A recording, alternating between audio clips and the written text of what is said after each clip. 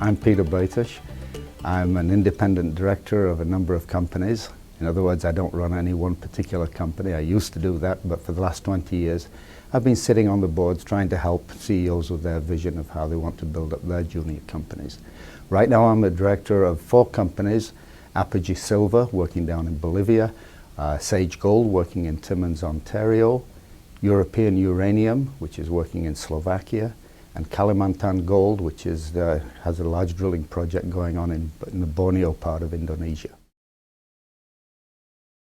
Apogee Silver works in Bolivia. Bolivia, along with Peru, is probably one of the jewel boxes of South America. Wonderful deposits. And the property we're working on was the second largest silver producer in Bolivian history, producing 600 million ounces. Geology is fantastic. The politics is a little bit difficult for some people.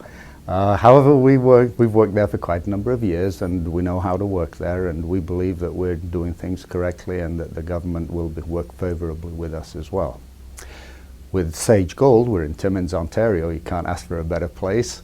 It's the heart of gold mining of Canada. It's in Ontario. What more can I say? European Uranium is in Slovakia, and Slovakia is a member of the European Union. It's also a nuclear generating country, so the government is very pro-nuclear and wants to have its own independence from some of the other problems that Europe is going through with energy. Kalimantan Gold is in Indonesia, and that is a particularly difficult place to work. A lot of people have had difficulties, but we've been there for many, many years, more than 25 years, I believe, with some of our people who have learned how to deal with the whole place, how to work with the political leaders in the country, and that includes top-level federal right down to tribal leaders. And we believe that we can get things done, although it does take a very, very long time to get certain permits. But we've learned patience as well. The prize, though, however, is massive deposits if you find them. The first 3 companies that I went through, Apogee, Sage, and European Uranium, are all at the feasibility stage. So any money that they will be raising in the hopefully not too distant future will turn into income generating situations very, very quickly.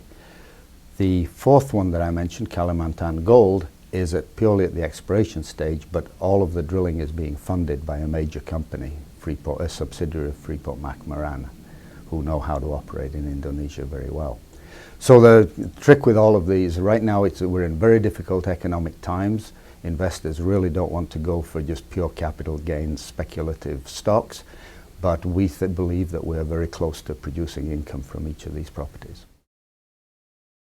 Fortunately for us, we've probably just passed a very major catalyst with most of these companies, in that Apogee has just published its feasibility study for putting the Pulicayo project into production. A very robust feasibility study, over 30% rate of return, for only a capital cost of about $46 million, where we can produce over 2.5 million ounces a year at about, well, under $8.50 per ounce of silver.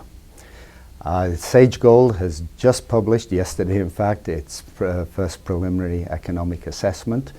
Again, incredibly robust because the capital cost is very, very low. We're looking at under $20 million to put the old Clavos mine back into production, and that would produce a rate of return of over 70%, producing about 20,000 ounces of gold a year. We have a 60% joint venture interest with St. Andrews Goldfields on that particular one. European Uranium is also at the feasibility study stage to produce from its deposit, where resources would be over 30 million pounds of uranium, which would produce at under $25 a pound. So we feel that whatever price uranium might drop to, although I do hope that it doesn't drop much from its current $41, that we can sleep at night from the production that we're doing. So those are the major catalysts. From here on, we have to demonstrate to the public that we can get all our permits, although Sage Gold is already permitted.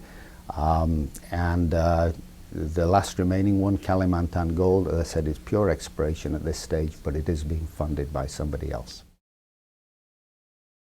Well, the biggest problem is obviously getting money for your companies.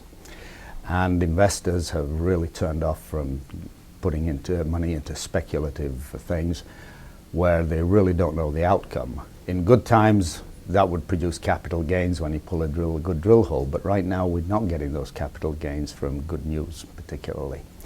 So if money is going to go into a company, I think an investor wants to see that they'll get a return on that in fairly short order. And that's why you should be looking at things with feasibility studies under their belt.